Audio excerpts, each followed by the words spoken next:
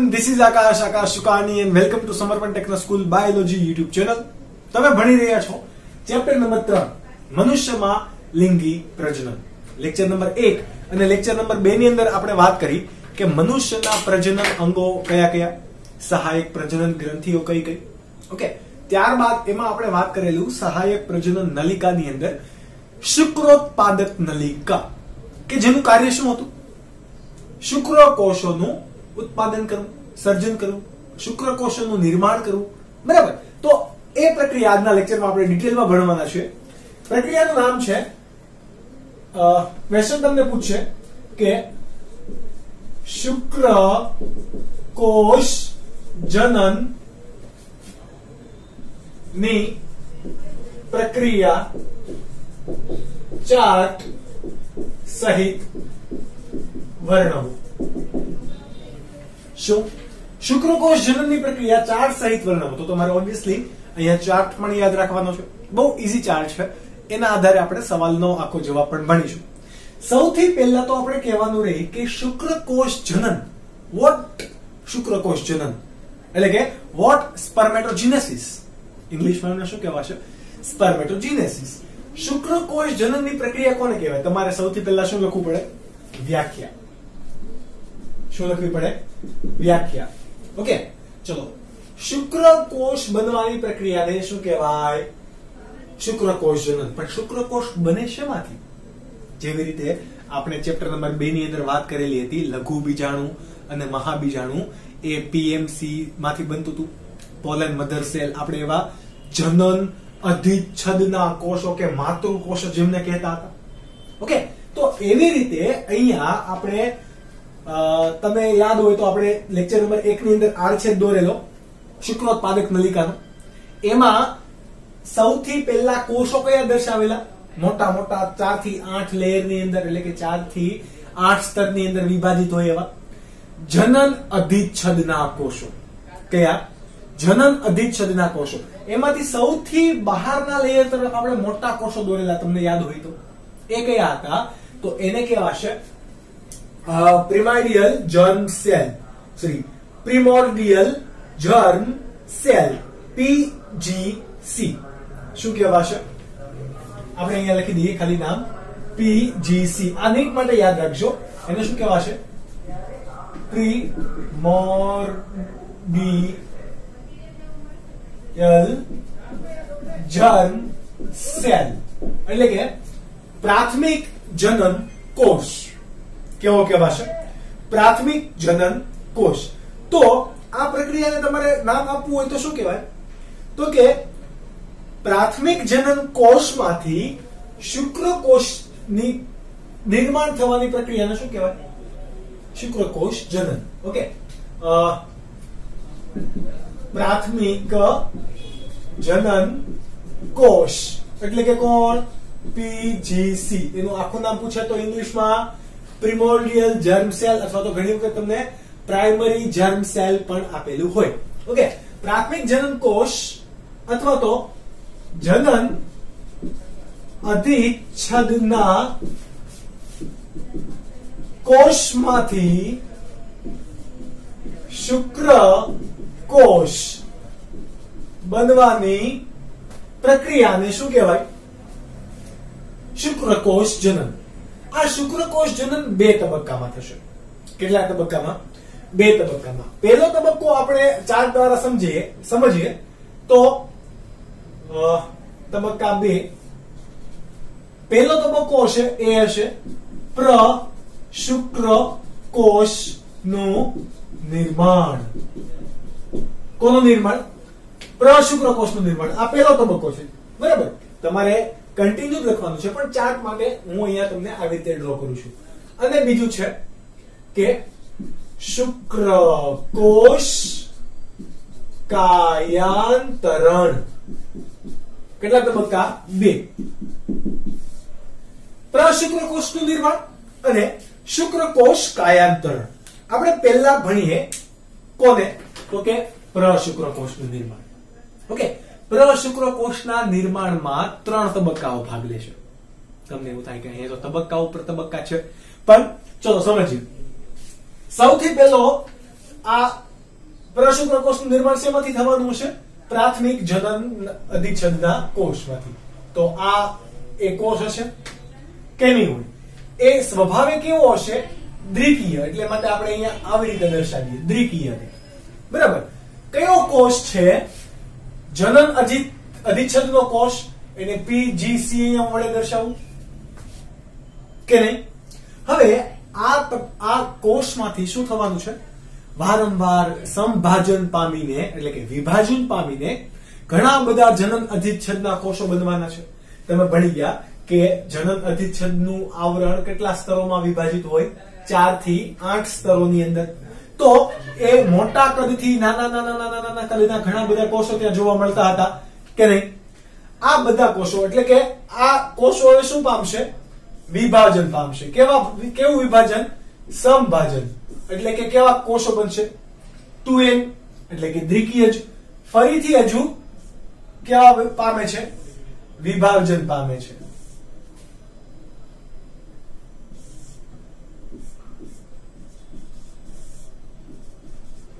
આવી રીતે આ બધા જ જુઓ, આ બધા જ કેવા છે? બધા જ દ્વિકીય છે. એટલા માટે અહીંયા રંગસૂત્રોનું સમાન વિભાજન થયું હશે. એટલા માટે આ પ્રકાર આપણે કયો કહી શકીએ? સમભાજન કહી શકીએ. તો આ એકમાંથી 4 શું બન્યા? એટલે ઘણા બધા બનશે, પરંતુ આપણે અહીંયા ફક્ત સમજવા માટે આપણે અહીંયા 2 દોર્યા છે. રાઈટ. તો સૌથી પહેલા આપણે ભણીએ કે સમભાજન પામીને આ પ્રક્રિયામાં એટલે કે કોષોની સંખ્યામાં ગુણન થાય છે, વધારો થાય છે. એટલા માટે આ તબક્કાને શું કહેવાશે? ગુણન તબક્કો. શું કહેવાશે? ગુણન તબક્કો. એટલે કે પ્રશુક્રકોષના નિર્માણની અંદર પહેલો તબક્કો કયો? ગુણન તબક્કો. હવે આ બધા જ કોષો હવે વિભાજન પામેલા છે. તો આપણે ગુણન તબક્કાની ખાસિયત પણ ભણતા જઈએ એટલે આપણને ચોક્કસ ખબર પડે કે ગુણન તબક્કો થાય એટલે પીજીસી માંથી સમભાજન પામી કોષો બનશે. આ કોષોને શું કહેવાશે? આદિ શુક્રકોષ. કેવા કહેવાશે? આદિ શુક્રકોષ નું નિર્માણ થાય. આ આદિ શુક્રકોષની અંદર શું શું હશે? તો કે જે આ 2n આપણે જે 4 દર્શાવેલા છે, આ દરેક કોષો કેવા હોય? તો કે સમભાજન પામેલા હોય. સમભાજન પામેલા હશે તો ઓબ્વિયસલી આના કરતા અહીંયા પોષક દ્રવ્યોની કમી આવી ગઈ છે, વિભાજન થયું હોય. એટલે કે પોષક દ્રવ્યોને આ બધાનું ઘટાડો થયો હશે. હવે આ દરેક કોષ વૃદ્ધિ પામશે, પરંતુ આપણે એ પૈકી આ એકને ખાલી દેખાડીએ. કોને? એકને. બરાબર. સમજવા માટે આ કોષ વૃદ્ધિ પામે. શું પામે છે? વૃદ્ધિ પામીને મોટા કદનો બને. સોરી, એવડો મોટો નહીં, પરંતુ આપણે થોડો કેવો બને? મોટા કદનો બને. ઓકે, મોટા કદનો બને છે. એ દરમિયાન થાય છે શું? કોષ કેન્દ્રના કદમાં વધારો થશે. એની સાથે સાથે ક્રોમેટિન દ્રવ્યની અંદર વધારો થશે, પોષક દ્રવ્યમાં વધારો થશે. આ બધા તબક્કાને લીધે, આ ઘટનાને લીધે આ તબક્કાને શું કહેવાશે? વૃદ્ધિ તબક્કો. શું કહેવાય? વૃદ્ધિ તબક્કો. ચલો, વૃદ્ધિ તબક્કાની ખાસિયત શું? તો કે પોષક દ્રવ્ય મેળવી આ કોષો કદમાં અને ક્રોમેટિન દ્રવ્યમાં શું કરે? વધારો. વોટ ઇઝ ક્રોમેટિન દ્રવ્ય? રંગસૂત્ર દ્રવ્ય. એટલે કે કોષ કેન્દ્રની અંદર આવેલું એ. ઓકે, એના કદમાં વધારો કરે છે. હવે આ કોષ એ શું પામશે? વિભાજન પામશે. કેવું વિભાજન? તો કે સમસૂત્રી વિભાજન. કેવું વિભાજન? સમસૂત્રી વિભાજન. અને એ શું બનાવે છે? પરિપક્વ બનાવે છે. કોને? તો કે ક્યાં ગયું આપણો આ પ્રશુક્રકોષ બનાવે છે. કઈ રીતે બનાવશે? તો સમજો, આ બ્લુ માર્કર થી દર્શાવ્યું છે એ શું દર્શાવે છે? વૃદ્ધિ. યાદ રાખજો. ઓકે, હવે પહેલી પ્રક્રિયા થઈને અહીંયા શું બનશે? તો કે દ્વિકીય કોષો છે એમાંથી અર્ધીકરણ 1 થશે. કઈ પ્રક્રિયા? અર્ધીકરણ 1. અર્ધીકરણ 1 થાય પરિણામે તમને શું મળે? 2. ચલો, અર્ધીકરણ 1 ની અંદર સમભાજન થશે કે સમસૂત્રી ભાજન? એટલે કે રંગસૂત્રોનું સમસૂત્રી ભાજન થશે કે રંગસૂત્રોનું વિભાજન થશે? આ બધાએ તમારે જાણવાનું રહે કે નહીં? ઓકે, તો પહેલા તબક્કાની અંદર શું થાય? અર્ધીકરણ 1 ની અંદર 2 પ્રશુક્રકોષો બનશે. કેટલા? 2 પ્રશુક્રકોષ. અર્ધીકરણ 1 ની અંદર n. ચલો, અર્ધીકરણ થઈ ગયું છે. કારણ તો કે અર્ધીકરણ 1 ની અંદર કઈ પ્રક્રિયા થશે? સમસૂત્રી ભાજન. તો કે અહીંયા જો રંગસૂત્રોનું વિભાજન થઈ ગયું 2n માંથી n. હવે અર્ધીકરણ 2 થાય. શું થશે? અર્ધીકરણ 2. અર્ધીકરણ 2. અર્ધીકરણ 2 થાય પરિણામે શું બને? અર્ધીકરણ 2 એક પ્રકારનું શું છે? સમભાજન. શું છે? સમભાજન. સોરી, અહીંયા અર્ધસૂત્રી ભાજન થયું, બરાબર? અર્ધ સમ હું બોલ્યો, પણ અહીંયા કેવું થયું? અર્ધસૂત્રી ભાજન. અહીંયા સમસૂત્રી ભાજન એટલે કે સમભાજન થશે. n n n n. એટલા માટે એક આ ચલો આ કોષો કયા હતા? આ 2n લખેલા છે એ કે જે ગુણન પામીને બન્યા, એ કયા કોષો હતા? આદિ શુક્રકોષ. કયા હતા? આદિ શુક્રકોષ. આ વૃદ્ધિ થશે, વૃદ્ધિ પામેલ કોષ. આ કોષનું નામ શું છે? તો આપણે બ્લુ માર્કર થી દર્શાવીએ તો કે પ્રાથમિક પૂર્વ શુક્રકોષ. શું કહેવાય? પ્રાથમિક પૂર્વ શુક્રકોષ. પ્રાથમિક પૂર્વ શુક્રકોષ કયા તબક્કામાં પહોંચે છે? આ તબક્કો. ચલો, આ તબક્કો કયો છે આપણો?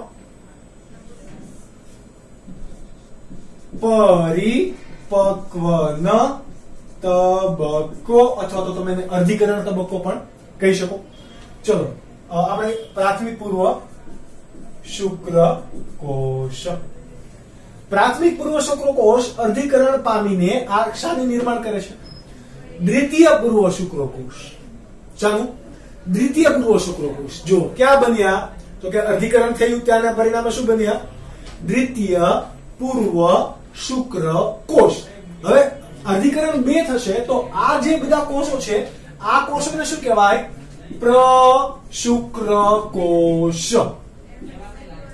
આ ચારે ચાર કેવા છે? પ્રશુક્રકોષ.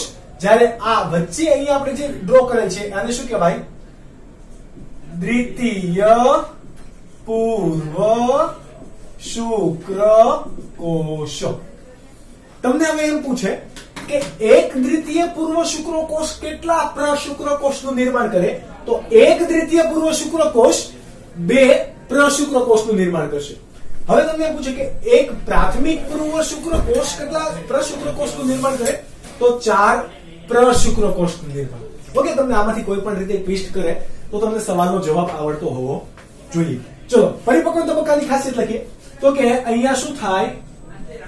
અર્ધીકરણ 1 અને અર્ધીકરણ 2 ના પરિણામે 4 પ્રશુક્રકોષ નું નિર્માણ થાય. કેટલા શુક્રકોષનું નિર્માણ થયું? કેટલા શુક્રકોષનું? 4 પ્રશુક્રકોષ. હવે તમને અહીંયાથી જ ઘણી વખત નીટમાં એવા ક્વેશ્ચન પૂછે કે પ્રાથમિક પૂર્વ શુક્રકોષનું જનીન બંધારણ શું હશે? આપણે એક વસ્તુ અહીંયા ધ્યાન રાખી લઈએ કે કોઈ પણ મનુષ્ય હોય એની અંદર જનીન બંધારણ શું હોય? 23 જોડ રંગસૂત્ર જોવા મળે, જે પૈકી 22 જોડ કેવા હોય? દૈહિક રંગસૂત્ર. 22 જોડ એટલે અહીંયા હું 44 એ લખી શકું કે ન લખી શકું? પ્લસ XY અથવા તો XX. આ કોનું? મનુષ્યનું દ્વિકીય કેવું છે? મનુષ્યનું દ્વિકીય જનીન બંધારણ છે. જુઓ 44 કેવા છે?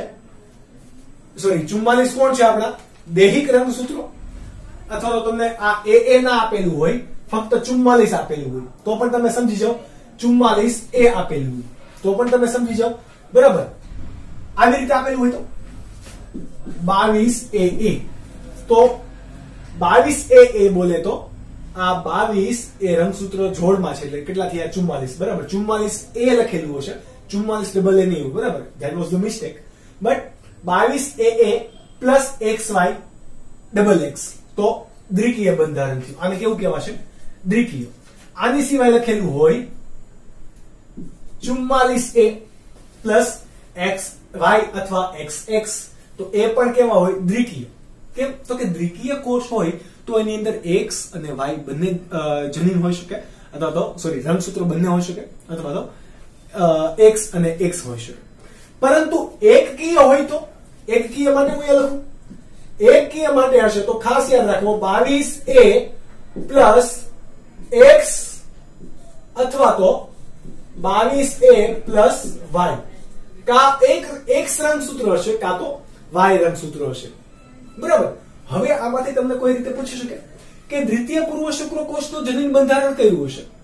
દ્વિતીય પૂર્વ શુક્રકોષ એકકીય હોય તો એકકીય આ બે પૈકી કોઈ પણ એક હશે. હવે દ્વિતીય પૂર્વ શુક્રકોષની અંદર આ 22A પ્લસ X હોવાની સંભાવના કેટલી? 50%. એટલે કે સંભાવના તમને પોઈન્ટમાં પૂછે હોય તો 0.5 ટકાવારીમાં પૂછે તો 50%. કેમ આવું? તો કે કા તો 22 પ્લસ X હોવાનું છે કા તો 22 પ્લસ Y હોવાનું છે. કોઈ ત્રીજી સંભાવના છે નહીં. એટલે મને 50% બંનેની સંભાવના રહેશે. આ પ્રકારે આ પોર્શન માંથી તમને નીટમાં ક્વેશ્ચન પણ પૂછી શકે. ચેપ્ટર નંબર 5 ને મિક્સ કરીને પણ અહીંયાથી પૂછી શકે. કોને? ચેપ્ટર નંબર 5 ને મિક્સ કરીને. હવે આપણે ભણીએ કે આ પ્રક્રિયા કે અહીંયા સુધીની થઈ પ્રશુક્રકોષની પ્રક્રિયા. આ પ્રક્રિયાને શું કહેવાશે? સ્પર્મેટોજિનેસિસ. શું કહેવાય? સ્પર્મેટોજિનેસિસ. ઓકે. આવું પૂછશે કે સ્પર્મેટોજિનેસિસ એટલે કે પીજીસી માંથી પ્રશુક્રકોષ બનવાની પ્રક્રિયા.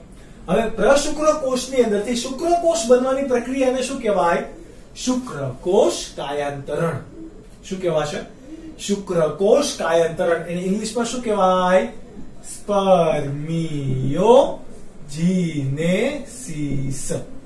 સ્પર્મિયોજિનેસિસ, સ્પર્મેટોજિનેસિસ અલગ અલગ શબ્દો છે. ઓકે. શુક્રકોષ માંથી શુક્રકોષ બનવાની પ્રક્રિયાને શું કહેવાય? શુક્રકોષ કાયાંતરણ. ઓકે. ઇંગ્લિશમાં એને કેવું હોય તો સ્પર્મિયોજિનેસિસ. શું કહેવાશે? સ્પર્મિયોજિનેસિસ. યાદ રાખજો. સ્પર્મિયોજિનેસિસ કોને કહેવાય? ત્યારબાદ સ્પર્મેટોજિનેસિસ કોને કહેવાય? અને આ શુક્રકોષો શુક્રપિંડમાં બની જાય ત્યારબાદ શુક્રપિંડમાંથી શુક્રકોષના સ્ત્રાવને શું કહેવાય? સેમિનેશન અથવા તો સેમિનેશન. શું કહેવાશે? સેમિનેશન. Note down. વાત કરીએ શુક્રકોષ કાયાંતરણની તો શુક્રકોષ કાયાંતરણની અંદર કેટલા તબક્કાઓ ભાગ લેશે? 3 તબક્કાઓ. કેટલા? 3 તબક્કાઓ. પહેલો તબક્કો તો કે કોષ કેન્દ્રમાં ફેરફાર. કોષ કેન્દ્રમાં ફેરફાર. બીજો તબક્કો શુક્રાગ્રનું નિર્માણ. અને અહીંયા આપણે લખી દઈએ ત્રીજો તબક્કો તારા કેન્દ્રમાં ફેરફાર. ઓકે. કઈ કઈ રીતે થશે? ચલો શરૂ કરીએ. સૌથી પહેલા આપણા પાસે કોણ હતો? આ પ્રશુક્રકોષ હતો. આ પ્રશુક્રકોષ કેવો છે? ગોળાકાર છે. કેવો છે? ગોળાકાર. એમાંથી હવે આ કોષ પ્રશુક્રકોષ આખો કેવો બનશે? અંડાકાર બનશે. અંડાકાર બનશે એની સાથે સાથે આની અંદરનું કોષ કેન્દ્ર પણ કેવું બનશે? અંડાકાર. કોષ કેન્દ્ર કેવું બની ગયું? અંડાકાર બની ગયું. આ ભાગ કોણ છે? કોષ કેન્દ્ર. કેવું છે? અંડાકાર. કઈ કઈ પ્રક્રિયા અહીંયા થઈ હશે? તો કે આરએનએ માં શું થયું હશે? ઘટાડો. આરએનએ માં ઘટાડો થયો હોય. ક્યારે આરએનએ માં ઘટાડો થયો હોય? આરએનએ નું નિર્માણ કોનામાંથી થાય? આરએનએ નું નિર્માણ કોષ કેન્દ્રિકામાંથી થાય, કે જે કોષ કેન્દ્રની અંદર આવેલી હોય. તો એનો મતલબ કે કોષ કેન્દ્રિકાનો પણ શું થશે? ઘટાડો. કદમાં ઘટાડો. ઓકે, આરએનએ નો પણ ઘટાડો થાય, પરંતુ ડીએનએ કેવું બનશે? સાંદ્ર. એટલે કે ડીએનએ ની સાંદ્રતા કેવી બને? વધે. કેવું બનશે? વધે. આ કયા તબક્કા દરમિયાન થાય? કોષ કેન્દ્રમાં ફેરફાર થઈ ગયો. હવે ભણીએ બીજો તબક્કો, શુક્રાગ્રનું નિર્માણ. કોને કહેવાય? શુક્રાગ્ર. શુક્રકોષની આગળના ભાગને શું કહેવાશે? શુક્રાગ્ર. ચલો, કઈ રીતે હોય? આ આપણા પાસે અંડાકાર કોણ હતો? કોષ હતો. ચલો, એની અંદર આ અંડાકાર કોણ હતો? કોષ કેન્દ્ર હતું, કે જેની અંદર ડીએનએ નો સાંદ્ર જથ્થો હતો. હવે આ કોઈ પણ કોષો હોય, જન્યુ કોષો હોય કે દેહી કોષો, એની અંદર કોષીય અંગિકા તો હોવાની, બધી હોવાની. એ પૈકી હું આપણે જેટલી જરૂરી છે એટલી દોરું છું. અહીંયા શું છે? તો કે ગોલ્ગી કાય. શું છે? ગોલ્ગી કાય. અહીંયા શું છે? તો કે આ તારા કેન્દ્રો જો છે જોડાયેલા. ઓકે, આ તારા કેન્દ્રો. આ છે કેટલા? એક જ. હવે આની સિવાય કોષને શક્તિ આપતો સ્ત્રોત કોણ? કણાભસૂત્રો. કોણ? કણાભસૂત્રો. તો એ પણ આપણે ડ્રો કરી દઈએ. બરાબર. આ ભાગ કણાભસૂત્ર,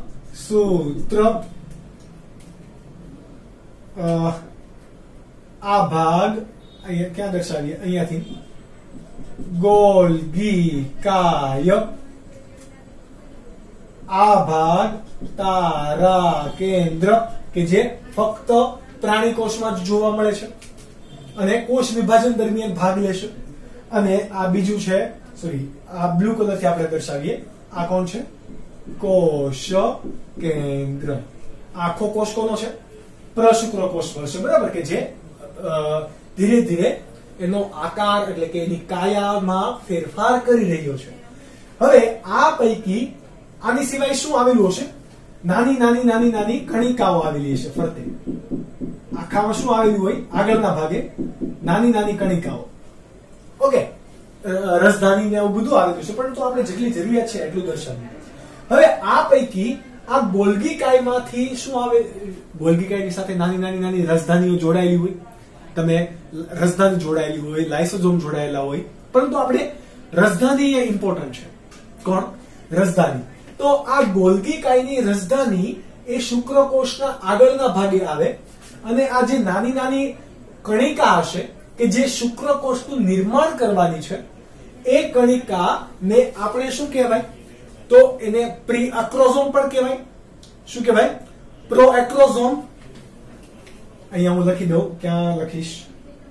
અહીંયા પ્રો એક્રોઝોમ, અથવા તો એને બીજું કહેવાય હાયલ્યુરોનિડેઝ. શું કહેવાશે? હાયલ્યુરોનિડેઝ. આ પ્રો એક્રોઝોમ એટલે કે પ્રશુક્રાગ્ર કણિકા. મણિકર્ણિકા નહીં, પ્રશુક્રાગ્ર કણિકાઓ આવેલી છે. આ પ્રશુક્રાગ્ર કણિકાઓ અહીંયા હું ફરીથી ડ્રો કરું. ઓકે, થોડોક આકારમાં અહીંયા ફેરફાર થશે. ઓકે, આ બીજા તબક્કા દરમિયાન શું શું થશે? બધી પ્રક્રિયા એક સાથે ચાલતી હશે. જે રીતે શુક્રાગ્રનું નિર્માણ થતું હશે એ જ સમયે તારા કેન્દ્રની અંદર પણ ફેરફાર થતો હશે. એવું નથી કે ક્રમિક થતું હશે. પેલા વૃદ્ધિ થઈ જાય, પછી પેલા ગુણન થાય, પછી વૃદ્ધિ થાય, પછી પરિપક્વન. અહીંયા એવું નથી. અહીંયા બધી પ્રક્રિયા કેવી થતી હશે? સાથે. પરંતુ આપણે અહીંયા સાથે વર્ણવી ના શકાય, પણ એટલા માટે આપણે 1, 2, 3 એવા તબક્કાની અંદર ક્લાસિફિકેશન એનું આપ્યું છે. ઓકે, તારા કેન્દ્રો હતા. સોરી, આપણે પહેલા શુક્રાગ્રની વાત કરીએ. આ વચ્ચે કોણ છે? કોષ કેન્દ્ર. કોષ કેન્દ્ર આપણે એવું કીધું કે આ જે ગોલ્ગી કાય છે એ હવે થોડીક સાઈડમાં આવી જશે. ગોલ્ગી કાયની રાજધાની એ કોનો સંગ્રહ કરશે, કોને સ્વીકારશે? પ્રોએક્રોઝોમ અથવા તો પ્રશુક્રાગ્ર કણિકાને સ્વીકાર કરશે. એટલે કે સ્વીકાર કરીને એ આવું બની ગયું, આવું કઈ જુઓ, આ મોટી રાજધાની બની ગઈ અને એની અંદર બધી શું આવેલું છે સમજવા માટે અહીંયા તમે ડ્રો કરું છું. પ્રશુક્રાગ્ર કણિકા. તમે આને બીજી રીતે પણ વર્ણવી શકો કે પ્રશુક્રાગ્ર કણિકાઓ ગોલ્ગી કાયની રાજધાનીની અંદર દાખલ થઈ શું બનાવે છે? તો કે શુક્રાગ્રની રચના કરે છે. એ જ સમય, કયા સમયે? એ જ સમયે તારા કેન્દ્રમાં પણ ફેરફાર થતો હશે. શું ફેરફાર થતો હોય? તો કે તારા કેન્દ્રો વિભાજન પામશે. પહેલા તો વિભાજન પામી શુક્રાગ્રના વિરુદ્ધ છેડે ગોઠવાય. કયા છેડે? શુક્રાગ્રના વિરુદ્ધ છેડે. એટલે કે આ એક તારા કેન્દ્ર રહ્યું, હું અહીંયા તારા કેન્દ્ર ને ગોળ આવી રીતે દર્શાવું, બરાબર, સમજવા માટે. અને આ બીજું તારા કેન્દ્ર રહ્યું. આની સિવાય ફરતા બધે કોણ હશે? કણાપ સૂત્રો તો હશે જ, બરાબર. આપણે મેં અત્યારે જરેક નથી દોર્યા, સમજવા માટે આપણે જેટલું ઇમ્પોર્ટન્ટ છે એટલું પહેલા સમજીએ. ચલો, આ તારા કેન્દ્રો હતું એ વિભાજન પામીને શુક્રાગ્ર ના વિરુદ્ધ છેડા તરફ આગળ અને પાછળ એમ ગોઠવણ. એમાંથી જે આગળની તરફ એટલે કે કોષ કેન્દ્રથી નજીક તરફ આવેલું છે એ તારા કેન્દ્રને શું કહેવાશે? અગ્રસ્થ તારા કેન્દ્ર. અને જે એની પછી આવેલું છે એટલે કે એની પાછળ એને શું કહેવાશે? દૂરસ્થ તારા કેન્દ્ર. બરાબર. આ દૂરસ્થ તારા કેન્દ્ર છે એ એના એટલે કે દૂરસ્થ તારા કેન્દ્રો એ શું નિર્માણ કરવાની શરૂઆત કરશે? તો કે પૂંછડીનું નિર્માણ કરશે. આપણે એવું વાત કરેલી કે ગોલ્ગી કાય એ શુક્રાગ્રતા નિર્માણ માટે જવાબદાર છે, જ્યારે તારા કેન્દ્રોનો ભાગ એ પૂંછ તંતુ અથવા તો કશાના નિર્માણ માટે જવાબદાર છે. કોના? કશાના નિર્માણ માટે. હવે આ જે દૂરસ્થ તારા કેન્દ્ર હતું એની તલકણિકામાં ફેરફાર થઈને એ શુક્રકોષનો અક્ષીય તંતુ બનાવશે. આવી રીતે, બરાબર. આવી રીતે શું બનાવે છે? અક્ષીય તંતુ. આને શું કહેવાય? આ ભાગને અહીંયા લખું હું, અક્ષીય તંતુની રચના કરે છે. કોની રચના કરે છે? અક્ષીય તંતુ. એટલે તારા કેન્દ્રમાં ફેરફાર તમને સમજાય કે હું અહીંયાથી રિમૂવ કરી દઉં છું, બરાબર. કેમ? તો કે આપણે આકૃતિ હજી ડ્રો કરવી પડશે. તો આ રચના થઈ, પેલા આ અને આ અક્ષ તંતુનું નિર્માણ થયું. હવે આપણે અહીંયા શુક્રકોષની અંદર ગોલ્ગી કાયનું કઈ કામ છે નહીં, બરાબર. એટલે હજુ કાયાની અંદર શું થશે? ઘણા બધા પરિવર્તનો થશે. કેવા પરિવર્તનો થશે? તમે સમજતા જજો, બરાબર. શું પ્રક્રિયા થઈ રહી હશે એક્ઝેક્ટલી? આ એનું શું હતું? કોષ કેન્દ્ર હતું, બરાબર. આ તારા કેન્દ્રો હતા જે હવે અક્ષ તંતુની અંદર વિભાજન પામી રહ્યા હતા આ રીતે. ઓકે. આની સિવાય જે વધારાનું ગોલ્ગી કાય હતું, બરાબર, વધારાના કણાપ સૂત્રો છે, કણાપ સૂત્રો અને વધારાની રાજધાનીઓ છે. આ બધું અહીંયાથી ધીરે ધીરે દૂર થતું છે. એટલે અહીંયા આવી રીતે અહીંયાથી આમ સંકોચન પામે એટલે આ બધો ભાગ હમણાં પેક થઈ જાય. પેક થઈ જાય તો આ વધારાનું જીવરસ પણ ગુમાવી દેશે. આની સિવાય આના આગળના ભાગે શું હતું? શુક્રાગ્ર, બરાબર. આ બધો શું છે? વધારાનો જીવરસ. એ બધો જ શું થઈ જાય? દૂર થઈ જાય. અને આ તબક્કે જે કણાપ સૂત્રો છે એ અક્ષ તંતુને કુંતલ આકારે વીંટળાવવાની શરૂઆત થાય. વીંટળાઈ ગયા નથી પરંતુ વીંટળાવવાની શરૂઆત થાય. જુઓ કોણ છે? કણાભ સૂત્રો. એટલા માટે મેં અહીંયા બધાના નામ દર્શાવી દીધા. અહીંયા ડાયાગ્રામ હું ડ્રો ના કરું તો પણ તમને સમજ પડી જાય. ક્યાં પડી જાય? કણાભ સૂત્રો બધા ભેગા મળીને અક્ષતંતુને ફરતે કુંતલાકાર કે સર્પાકાર વીંટળાય છે, જે હવે શુક્રકોષનો શું બનાવશે? મધ્ય ભાગ બનાવશે. શું બનાવશે? મધ્ય ભાગ. ચલો હવે આપણે આમાંથી શુક્રકોષ બને કેવું એ ડ્રો કરીએ. આ બહારનો શું હતો? એક્સ્ટ્રા જીવરસ હતો, એ બધો પણ શું થાય? ગુમાવાઈ જાય. શુક્રકોષની અંદર જેટલી વસ્તુ જરૂરી છે એટલી વસ્તુ રહેશે, બાકી કઈ પણ વસ્તુ રહેશે નહીં. આ એક વસ્તુ તમે યાદ રાખજો. ચલો કઈ રીતે બનશે શુક્રકોષ? કેવું દેખાશે? હું થોડુંક નાનું દોરું, નહીં તો બિચારું શુક્રકોષને શરમ આવશે.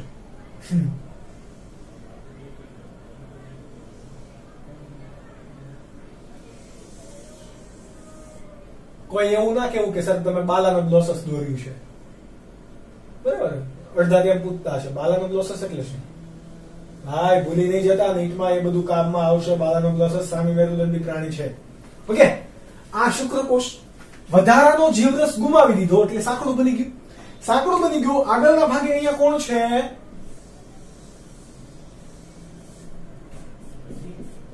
કોણ છે આ? કોષ કેન્દ્ર. કોષ કેન્દ્રથી આગળના ભાગે આ કોણ છે? જોજો.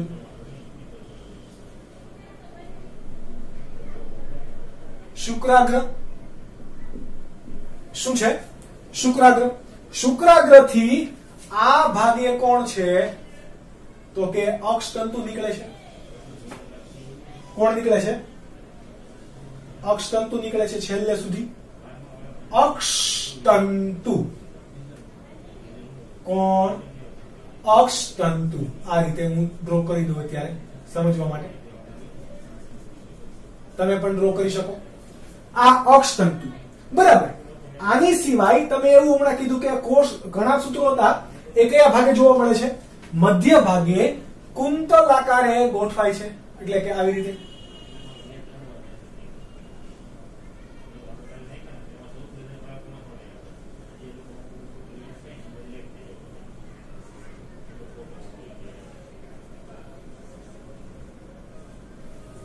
કયા આકારે? કુંતલ આકારે ગોઠવાયેલા છે. આ જે કંઈ પણ રચના છે એ કોણ છે? શુક્રકોષ. કોણ છે? શુક્રકોષ. તો આપણે શુક્રકોષનું નામકરણ કરીએ. ઓકે, શુક્રકોષનું નામકરણ કરીએ તો શુક્રકોષને મુખ્ય 3 ભાગો હોય. કેટલા? 3 ભાગો. કયા કયા? તો કે આ ભાગ જે છે, આ ભાગને શું કહેવાશે? શીર્ષ ભાગ. શું કહેવાય? શીર્ષ ભાગ. બરાબર. આ ભાગે વચ્ચે શું આવેલું હોય?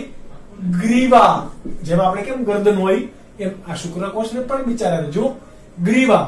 આ જે ભાગ છે એ મધ્ય ભાગ છે, પરંતુ એની નીચેનો આ પૂંછડા વાળો ભાગને શું કહેવાય? તો કે પૂંછડી. પૂંછડા વાળાને થોડું કઈ કહેવાય કે શ્રી પપ્પુ ધધુ પૂંછડી, એવું થોડું કઈ કહેવાય. ઓકે, પૂંછડીને પૂંછડી જ કહેવાય. આની સિવાય જીવરસ ને એવું બધું ભરેલું છે.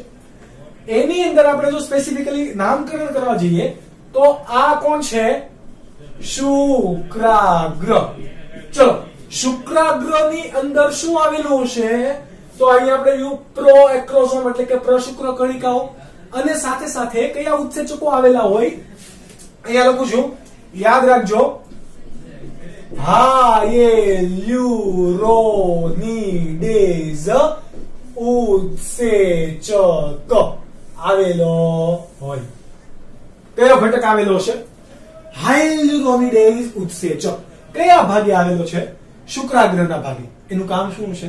જ્યારે પણ શુક્રકોષ એ અંડકોષને ફલન કરવા જતો હશે ત્યારે અંડકોષની ફરતે મજબૂત આવરણ આવેલું હોય. એ મજબૂત આવરણને ઓગાળવાનું કે શુક્રકોષને એ અંડકોષની અંદર પ્રવેશવું છે, તો એની અંદર જવા માટેનો માર્ગ કોણ બનાવશે? હાયલુરોનિડેઝ. એ અંડકોષનું જે પટલ હશે એ ઓગાળશે. એ આપણે ફલનની પ્રક્રિયામાં ભણીશું, બરાબર, કે કઈ રીતે ફલનની પ્રક્રિયા થાય એ. પરંતુ અત્યારે યાદ રાખો કે શુક્રાગ્રની અંદર આવેલો ઘટક કોણ? હાયલુરોનિડેઝ.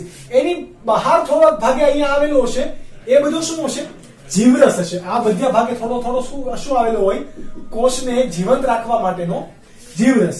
આ કોણ છે તો કે કોષ કેન્દ્ર, બરાબર. આ રેડ કલર થી દર્શાવેલી એ કોણ છે? અક્ષ તંતુ. આ બ્લેક કલર થી દર્શાવેલ છે એ કોણ છે તો કે કણાભ સૂત્ર, બરાબર. આ કણાભ સૂત્ર વાળો જે ગ્રીવાથી નીચેનો ભાગ છે એ ભાગને શું કહેવાય? મધ્ય ભાગ, અથવા તો એને બીજું નામ અપાય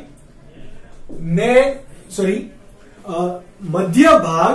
અને કણાભ સૂત્ર જે ભાગે કુંતલાકાર રીતે વીંટળાયેલું છે. તમને ઘણી વખત એમસીક્યુઝ પૂછશે કે કોને કહેવાય નેનબેન્કન્સ્ટન અને કોને કહેવાય બેનકર્ન કોને કહેવાય અને નેબેન્કર્ન કોને કહેવાય. શું અહીંયા હું લખી દઉં. આપણે આ મધ્ય ભાગ, તમને કણાભ સૂત્ર ક્યાં છે ખબર છે, બરાબર. મધ્ય ભાગ આ શુક્રકોષના આ મધ્ય ભાગ કે જ્યાં કુંતલાકારે કે સર્પાકારે કણાભ સૂત્રો અક્ષ પુંછને અથવા તો અક્ષ તંતુને વીંટળાયેલા છે એ ભાગને સ્પેસિફિકલી શું કહેવાશે? નેબેન્કર્ન. શું કહેવાય? નેબેન્કર્ન. આ નીટની અંદર કોઈ પણ મટીરીયલ તમે સોલ્વ કરતા હશો એમાં મોસ્ટલી આ સવાલ આવેલો છે. નેબેન્કર્ન કોને કહેવાય? તો નેબેન્કર્ન એ શુક્રકોષનો એક ભાગ છે. સમજ પડી? કેનો પડી? ચલો, તો આ પ્રક્રિયા જે છે એને શું કીધું? શુક્રકોષ કાયાંતરણ. જો એક પ્રશુક્રકોષ હતો, એમાંથી કેટલી બધી ઘટના થઈ અને શું બન્યો? શુક્રકોષ બન્યો. તો આ પ્રક્રિયાને શું કહેવાય? શુક્રકોષ કાયાંતરણ. શું કહેવાશે? શુક્રકોષ કાયાંતરણ. હવે પુખ્ત પુરુષની અંદર દરરોજ આવા કેટલા શુક્રકોષો બને? આપણે શુક્રકોષ જનનની વાત કરીએ છીએ તો કેટલા શુક્રકોષો બનશે? 10⁻12 થી 10⁻13. એટલે કે ટ્રિલિયન જેટલા, 1 ટ્રિલિયન જેટલા શુક્રકોષ ડેઈલી બને. કેટલા? 10⁻12 થી 10⁻13. એટલે તમારે બીજું કેવું હોય તો 1 થી 10 ટ્રિલિયન શુક્રકોષ દરરોજ નિર્માણ પામે. બરાબર. કેટલા? એક દિવસની અંદર પુખ્ત મનુષ્યની અંદર, પુખ્ત તંદુરસ્ત મનુષ્યની અંદર 10⁻12 થી 10⁻13 જેટલા, એટલે કે 1 ટ્રિલિયન થી 10 ટ્રિલિયન જેટલા શુક્રકોષો ડેઈલી નિર્માણ પામે. આ પૈકી આ શુક્રકોષો ક્યાં સંગ્રહ પામશે? પરિપક્વ આ શુક્રકોષો ક્યાં થાય? તમને એમ પૂછે કે શુક્રકોષ જનન બાદ શુક્રકોષની પરિપક્વની પ્રક્રિયા ક્યાં થાય? જો તમે પહેલો પરિપક્વ તબક્કો લખશો તો કે નહીં, પરિપક્વ માટે એ ક્યાં જાય છે? અધિવૃષણ નલિકા હતી ત્યાં શું જાય? ત્યાં જઈને ત્યાં વિકાસ પામશે અને પરિપક્વ બનશે, તરવાની ક્ષમતા પ્રાપ્ત કરશે વગેરે વગેરે. ઓકે, તો આ આખી પ્રક્રિયા કઈ હતી? શુક્રકોષ જનન, કે જે હવે તમે નોટ ડાઉન કરી શકો છો. આમાંથી તમને ગુજરાત બોર્ડમાંથી નક્કી કંઈક ને કંઈક પૂછશે, નીટમાંથી પણ પૂછશે. હજી કેટલું પૂછી શકે નીટમાં એ હું તમને કહું એ પહેલા તમે નોટ ડાઉન કરી લો. ત્યારબાદ જોઈએ શુક્રકોષ જનનની પ્રક્રિયામાં અંતઃસ્ત્રાવનો ફાળો. કયા કયા અંતઃસ્ત્રાવો, કયા કયા ઘટકો એ શુક્રકોષ જનનની સાથે સાથે જવાબદાર છે? એટલે કે શુક્રકોષ જનનની અંદર ઓટોમેટિક તો પ્રક્રિયા થશે નહીં, ઓબ્વિયસલી બાયોલોજીકલ એટલે કે જૈવિક પ્રક્રિયા છે, ઓટોમેટિક નહીં થાય. એટલા માટે અહીંયા કોણ જવાબદાર હશે? અંતઃસ્ત્રાવો. ચલો, કયા અંતઃસ્ત્રાવો?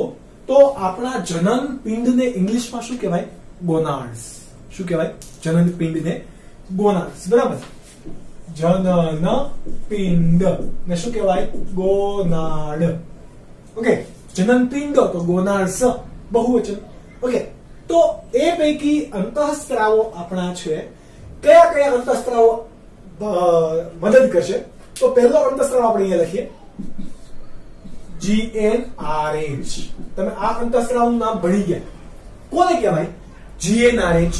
તો કે ગોનાડોટ્રોપિક રિલીઝિંગ હોર્મોન. કોણ? ગોનાડોટ્રોપિક રિલીઝિંગ હોર્મોન. આ ગોનાડોટ્રોપિક, તમે અહીંયા ઇંગ્લિશમાં નામ, ગુજરાતીમાં નામ પણ લખી દઉં. ગોનાડોટ્રોપિક રિલીઝિંગ હોર્મોન. આ તમે ઓલરેડી ચેપ્ટર નંબર 22 ધોરણ 11 માં ભણી ગયા છો. જ્યાં આ ગોનાડોટ્રોપિક રિલીઝિંગ હોર્મોન ક્યારે ઉત્પન્ન થશે? બાલ્ય અવસ્થામાં તો કે નહીં, યુવાન અવસ્થામાં તો કે યસ, એટલે કે તરુણ અવસ્થા અથવા તો યુવાન અવસ્થા, કે જે અવસ્થા અથવા કે જે ઉંમરે શુક્રકોષ જનનની પ્રક્રિયા શરૂ થાય એ કઈ હશે? યુવાન અવસ્થા. યુવાન અવસ્થા અથવા તો એને કહેવાય યૌવન આરંભ, યૌવન પ્રક્રિયા શરૂ થઈ, એવું કહે ને, તો કે યૌવન આરંભ દરમિયાન GnRH દરમિયાન નરમાં GnRH એ યુવાનસ્થા દરમિયાન નરમાં શુક્ર કોષ જનનની પ્રક્રિયા શરૂ કરે. બાકી શુક્રપિંડ તો હતા જ, કેમ હતા? શુક્રપિંડ તો હાજર હતા જ, પરંતુ શુક્રકોષ નિર્માણ કરતા હતા નહીં. તો એ કોણ કરશે? ગોનાડોટ્રોપિક રિલીઝિંગ હોર્મોન એના માટે જવાબદાર છે. હવે આ જેમ ગોનાડોટ્રોપિક રિલીઝિંગ હોર્મોન કયા કયા છે તમને ખ્યાલ છે ને? LH, સોરી આપણે આવી રીતે દર્શાવીએ, FSH અને LH. કયા કયા? FSH અને LH. આ FSH અને LH બંને કેવા છે? પિટ્યુટરીના અંતઃસ્ત્રાવ. કેવા? પિટ્યુટરીના અંતઃસ્ત્રાવ. પરંતુ આ પિટ્યુટરીના અંતઃસ્ત્રાવો આવ્યા ક્યાંથી આવે? હંમેશા અંતઃસ્ત્રાવો અગ્ર પિટ્યુટરી કે પશ્ચ પિટ્યુટરી, આ પણ તમારે નક્કી કરવાનું છે. ચલો યાદ કરો, ગોનાડોટ્રોપિક રિલીઝિંગ હોર્મોન એ રિલીઝ કરવાના સંદેશા પૂરા પાડે છે. તો આ ક્યાંથી સ્ત્રાવ પામતો હોય? હાઇપોથેલેમસમાં કે પિટ્યુટરી ગ્રંથિમાં. ક્યાં કોણ પેલા આવેલું હોય? હાઇપોથેલેમસ, પછી પિટ્યુટરી. પિટ્યુટરીમાં બે ભાગ, અગ્ર પિટ્યુટરી, પશ્ચ પિટ્યુટરી. ઓકે, તો આ કયા પિટ્યુટરીના સ્ત્રાવો છે? યાદ કરો, અગ્ર પિટ્યુટરી ગ્રંથિના સ્ત્રાવ. કયા? અગ્ર પિટ્યુટરી ગ્રંથિ માંથી કયા અંતઃસ્ત્રાવો ઉત્પન્ન થાય?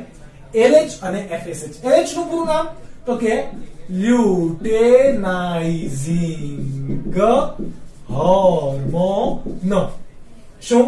લ્યુટેનાઇઝિંગ હોર્મોન. ઘણી વખત એને ICSH પણ કહેવામાં આવે. શું કહેવામાં આવે? ICSH. હવે આ લ્યુટેનાઇઝિંગ હોર્મોન તમને ખ્યાલ છે કયા કોષો ઉપર કામ કરતું હતું? લેડિંગના અથવા તો આંતરાલીય કોષ પર કાર્ય કરી. આ આંતરાલીય કોષનું કામ શું હતું પાછું? ટેસ્ટોસ્ટેરોનનું નિર્માણ કરવું. કોનું? ટેસ્ટોસ્ટેરોનનું નિર્માણ કરવું. કોણ કરશે? લેડિંગના કોષો. કોણે શરૂઆત કરાવી? લ્યુટેનાઇઝિંગ અંતઃસ્ત્રાવે. લેડિંગના કોષો પર કાર્ય કરી ટેસ્ટોસ્ટેરોન અથવા તો આ ટેસ્ટોસ્ટેરોન માટે કોઈ પણ જાતીય અંતઃસ્ત્રાવ હોય એને કેવા કહેવાય? એન્ડ્રોજન્સ. શું કહેવાય? એન્ડ્રોજન્સ. ટેસ્ટોસ્ટેરોન કેવો છે? નર એન્ડ્રોજન્સ. કેમ? તો કે નરની અંદર જોવા મળશે આ અંતઃસ્ત્રાવ, જાતીય અંતઃસ્ત્રાવ. એટલે કે ટેસ્ટોસ્ટેરોન નો સ્ત્રાવ કરાવે કે જે કોના માટે જવાબદાર છે? ટેસ્ટોસ્ટેરોન શુક્રકોષ જનન માટે જવાબદાર છે. કેમ? તો કે શુક્રકોષ જનનની શરૂઆત ક્યારે થશે? જો ટેસ્ટોસ્ટેરોનની હાજરી હશે તો આ બધા જનન અધિચ્છદના કોષો વિભાજન પામશે, અધિકરણ પામશે, વગેરે વગેરેની પ્રક્રિયાઓ થશે. એટલે કે શુક્રકોષ આ ટેસ્ટોસ્ટેરોન છે એ અહીંયા કાર્ય કરશે. ત્યારબાદ કોણ છે? FSH. FSH નું પૂરું નામ પણ તમને આવડતું હોવું જોઈએ. Follicle stimulating hormones. શું? Follicle stimulating hormone. ચલો, ફોલિકલ સ્ટિમ્યુલેટિંગ હોર્મોન કોના પર કાર્ય કરશે? સર્ટોલી કોષ. આ સર્ટોલી કોષો ક્યાં આવેલા હતા? શુક્રોત્પાદક નલિકાની અંદર. લેડિંગના કોષો કે આંતરાલીય કોષો ક્યાં આવેલા હતા? જ્યાં પણ શુક્રોત્પાદક નલિકા વચ્ચે અવકાશ જોવા મળતો હતો ત્યાં. તો સર્ટોલી કોષ ક્યાં આવેલા હતા? જનન અધિચ્છદની વચ્ચે આવેલા કોષો એ કયા હતા? સર્ટોલી સેલ્સ. આ સર્ટોલી સેલ્સ ના ઉપર કોણ કાર્ય કરશે? Follicle stimulating hormones. આ સર્ટોલી કોષનું કામ શું હતું? તો કે સર્ટોલી કોષનું કાર્ય હતું શુક્ર કોષ જનન દરમિયાન પોષણ પૂરું પાડવું. આ એકેનું કાર્ય હતું. સાથે સાથે સર્ટોલી સેલની અંદરથી નીકળતા ઘણા બધા દ્રવ્યો કે જે શુક્રકોષ જનન માટે અથવા તો શુક્રકોષ જનનની પ્રક્રિયાને ઉત્તેજે છે. શું કરે? શુક્રકોષ જનનને પોષણ પૂરું પાડે અને પ્રક્રિયા ઉત્તેજે. આ બે મુખ્ય અંતઃસ્રાવના કારણ કે જે તમને ઓલરેડી બુક્સ ની અંદર પણ આપેલા છે. હવે હું જે તમને કહેવા જઈ રહ્યો છું એ અલગ વસ્તુ છે, તો આ વસ્તુ તમે નોટ ડાઉન કરી લો. આ મેઇન અંતઃસ્રાવ કે જે શુક્રકોષ જનનને ઉત્તેજે છે, પરંતુ હજુ પણ આપણા પાસે એક એવું ઘટક છે કે જેનું નામ છે એન્ડ્રોજન બાઇન્ડિંગ પ્રોટીન. કેવું? અહીંયા લખી દઉં, નીટ માટે જવાબદાર છે એન્ડ્રોજન બાઇન્ડિંગ પ્રોટીન. આ પણ એક પ્રકારનું શું છે? અંતઃસ્રાવ. તમને એમ થાય સર પ્રોટીન તમે લખ્યું તો પ્રોટીન પણ સોરી અંતઃસ્રાવ કે ઉત્સેચકો બંને કેવા હોય? સ્વભાવે પ્રોટીન્સ જ હોય. ઓલરાઈટ. તો આ એન્ડ્રોજન્સ બાઇન્ડિંગ પ્રોટીન નું કાર્ય શું હશે? જે પણ લેડિંગના કોષો દ્વારા જે કઈ ટેસ્ટોસ્ટેરોન આવ્યા, એટલે કે કોણ? એન્ડ્રોજન્સ આવ્યું. આ એન્ડ્રોજન્સને જકડી રાખશે. એ ટેસ્ટોસ્ટેરોન મુક્ત નહીં થઈ જવા દે. ટેસ્ટોસ્ટેરોનને અથવા તો એન્ડ્રોજન્સને શુક્રપિંડની અંદર સંગ્રહી રાખે અથવા તો જાળવી રાખે કે જેનાથી શું થાય? શુક્રકોષ જનનની પ્રક્રિયા ઉત્તેજે. નહીં તો ટેસ્ટોસ્ટેરોન જતું રહેશે. એને થોડા કે હાથ પગ છે કે એને સાંકળે બાંધી રખાય. ટેસ્ટોસ્ટેરોન ના જતું રહે એટલા માટે ત્યાં કામ કોણ કરે? એન્ડ્રોજન્સ બાઇન્ડિંગ પ્રોટીન. શું કાર્ય કરશે? શુક્રજનન નલિકાની અંદર ટેસ્ટોસ્ટેરોનનો સંગ્રહ અથવા તો સંકેન્દ્રિત કરે. બરાબર. અહીંયા હું લખી દઉં, ટેસ્ટોસ્ટેરોન સંકેન્દ્રિત કરી શુક્રકોષ જનન ઉત્તેજે. કેમ? તો કે ટેસ્ટોસ્ટેરોન કોના માટે જવાબદાર છે? શુક્રકોષ જનન માટે. હજુ એક છે ઇન્હિબિન અંતઃસ્રાવ. કોણ? ઇન્હિબિન અંતઃસ્રાવ. પિટ્યુટરી ગ્રંથિનો જો સ્ત્રાવ વધી જાય તો એ સ્ત્રાવને અટકાવવા માટે કોનો સ્ત્રાવ કરવો પડે? અવરોધક અંતઃસ્રાવ. એને શું કહેવાય? ઇન્હિબિન અંતઃસ્રાવ. બરાબર. ઇન્હિબિન એટલે કે અવરોધક. ઇન્હિબિટરી આપણે કહીએ અવરોધક અંતઃસ્રાવ. જો પિટ્યુટરીના આ FSH અને LH નો સ્ત્રાવ વધી જાય, ખૂબ વધી જાય, તો શુક્રકોષ જનન પુષ્કળ માત્રામાં થવા મળશે. પુષ્કળ માત્રામાં થવા માંડે તો એ તો નુકસાન છે. કેમ? તો કે અતિ સર્વત્ર વર્જયતે. આવું નીટમાં નહીં લેતા હો. કેમ? કારણ આપો તો કે નીચે લખશે અતિ સર્વત્ર વર્જયતે. આવું નહીં. કેમ આવું થશે? તો કે વધારે માત્રામાં જો શુક્રકોષ જનન થશે તો શુક્રકોષનું નિર્માણ પણ વધી જશે. આ શુક્રકોષનો પછી સંગ્રહ કરવો શક્ય નથી. એટલા માટે તમને શુક્રપિંડનું કેન્સર પણ થઈ શકે. એટલા માટેથી એને અંતઃસ્રાવ એને પણ એ પ્રક્રિયા પણ માપમાં થવી જોઈએ. તો જ્યારે પણ પિટ્યુટરી ગ્રંથિના સ્ત્રાવો વધી જશે એ દરમિયાન આ અંતઃસ્રાવ કયો? ઇન્હિબિન અંતઃસ્રાવ મુક્ત થશે કે જે શુક્રકોષ જનનની પ્રક્રિયાનો ઘટાડો કરે. કઈ રીતે ઘટાડો કરશે? અથવા તો નિયમન કરે. તો કે આ બંને સ્ત્રાવનો ઘટાડો કરી દે. કોણ? ઇન્હિબિન. રિલીઝિંગ તો વધારો કરે, ઇન્હિબિન તો ઘટાડો કરે. ઓકે. આ ચાર મુખ્ય કારકો હતા. આની સિવાય તમારે એક વસ્તુ યાદ રાખવાની છે. શુક્રકોષ જનનને હજુ એક વિટામિન પણ ઉત્તેજે. કયું? હું અહીંયા લખી દઉં, વિટામિન ઈ. યાદ રાખજો, વિટામિન ઈ શું કરે તો કે શુક્રકોષ જનન ઉત્તેજે. આ એક યાદ રાખો, વિટામિન ઈ. જો વિટામિન ઈ ની ઉણપ હોય તો નરની અંદર શું આવે? વંધ્યતા પણ આવી શકે. એટલે કે તો એ શુક્રકોષ જનન નહીં કરી શકે અને પોતે કેવો બનશે? વંધ્ય નર બનશે. એટલે કે અપરિપક્વ, તે કોઈ આગળની સંતતિ પોતાની વધારી શકશે નહીં. ત્યારબાદ હજુ એક આપણે વાત કરવી છે. અહીંયા હું લખું કે તો કેટલી બધી જગ્યા લખે છે, પણ વાંધો નહીં. તો કે દર એક સ્ખલન વખતે, કેટલા સ્ખલન વખતે એક દિવસની અંદર કેટલા નિર્માણ પામે? 1 ટ્રિલિયન થી 10 ટ્રિલિયન, એટલે કે 10⁻12 થી 10⁻13 એ આપણે ભણી દીધું. પણ એક સ્ખલન વખતે વીર્યની અંદર કેટલા શુક્રકોષો હોય? તો કે 200 થી, એટલે કે 200 મિલિયન થી 300 મિલિયન શુક્રકોષો જોવા મળે. કેટલા? 200 મિલિયન થી 300 મિલિયન શુક્રકોષો જોવા મળશે. ઓકે, આ પૈકી 60% અને 40% આવો રેશિયો જવાબદાર છે. યાદ રાખજો, 60% અને 40% નો રેશિયો. 60% શુક્રકોષો સામાન્ય આકાર અને કદના હોવા જોઈએ, જ્યારે 40% શુક્રકોષો શક્તિશાળી હલનચલન દર્શાવતા હોવા જોઈએ. આ કેવા? 60% સામાન્ય કદ આકારના હોવા જોઈએ, જ્યારે 40% એ શક્તિશાળી હલનચલન દર્શાવી શકતા હોવા જોઈએ, જેના કારણે કશાની ગતિને કારણે એ પ્રચલન કરીને છેક ગર્ભાશયથી આગળ અંડવાહિનીની દિવાલમાં રહેલ અંડકોષ સુધી એ ફલન કરવાની શરૂઆત કરે.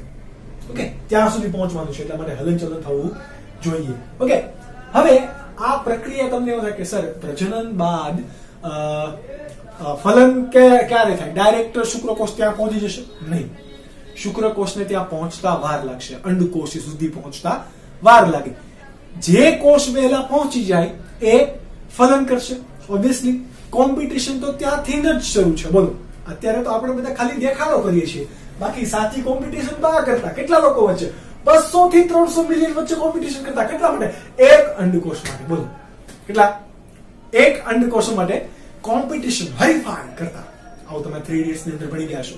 ઓકે, સોરી, જોયું હશે તમે. તો વાત આપણે એવી કરતા હતા કે આ શુક્રકોષ કેટલો સમય જીવંત રહે. આ શુક્રકોષની જીવિતતાનો આધાર શુક્રકોષના માધ્યમમાં રહેલ પીએચ પર રહેલો છે, એની એસિડિકતા પર. એટલે કે એસિડિકતા અને બેસિકતાનું સમતોલન કે બેલેન્સ કેટલું છે એના ઉપર રહેલો છે, જીવિતતાનો આધાર. ઓકે, તો હું અહીંયા લખી દઉં. અહીંયા ફરીથી જીવિતતાનો આધાર 24 કલાક હોય. 24 કલાક શુક્રકોષ સામાન્ય રીતે જીવંત રહી શકે, પરંતુ આ જીવિતતાનો આધાર કોના પર રહેલો હોય? શુક્રકોષની પીએચ પર. કોના પર? આધાર બધો પીએચ પર રહેલો છે. હવે જો શુક્રકોષની પ્રચલન ક્ષમતામાં ઘટાડો થાય, કેવા? પ્રચલન ક્ષમતામાં ઘટાડો થાય તો એ પરિસ્થિતિને અથવા તો એ ઘટનાને શું કહેવાય? એથનોસ્પર્મિયા. શું કહેવાશે? એથનોસ્પર્મિયા. જેની પ્રચલન ક્ષમતા ઓછી છે એની જીવિતતા પણ કેવી હશે? ઓછી. કેમ? તો કે પ્રચલન કરીને ત્યાં સુધી જઈ જ નથી શકતો, તો એનામાં પૂરતા ઘટકો નથી, લાંબુ સમય સુધી જીવંત રહેવા માટે સક્ષમ નથી. ઓકે, એટલે કે એથનોસ્પર્મિયા કોને કહેવાશે? અહીંયા લખું, ઓછી પ્રચલન ક્ષમતાને શું કહેવાય? તો એ પરિસ્થિતિને શું કહેવાય? એથનોસ્પર્મિયા. તો આટલી વાત હતી ફક્ત શુક્રકોષ વિશે. બરાબર છે, બિચારો ભલે નાનું, એકદમ નાનું, બરાબર, એટલું બધું એના વિશે ભણવાનું તમે જોવો તો ખરી. પણ આ બધું તમારે નીટ માટે, ગુજરાત બોર્ડ માટે યાદ રાખવું પડશે. અંતઃસ્રાવો મેઇન પ્રક્રિયા યાદ અહીંયા રાખવી પડશે. પ્રક્રિયા 4 માર્ક્સ ની અંદર મોસ્ટ આઈએમપી સવાલ છે આમાંથી. બરાબર, તમે ગુજરાત બોર્ડની એનસીઆરટી પ્રમાણે પ્રક્રિયા વાંચજો. મેં તમને નીટ પ્રમાણે ભણાવી છે, વિવિધ ડાયાગ્રામ થઈ કે જેનાથી તમને એક્ઝેક્ટ ખબર પડે. ઓકે, તો મળીશું નેક્સ્ટ લેક્ચરમાં. ત્યાં સુધી તમે એમસીક્યુ સોલ્વ કરો, થિયરી વાંચો, લખીને નોટ ડાઉન કરો, યાદ રાખવાની કોશિશ કરો. હેલ્ધી રહો. Bye bye and take care.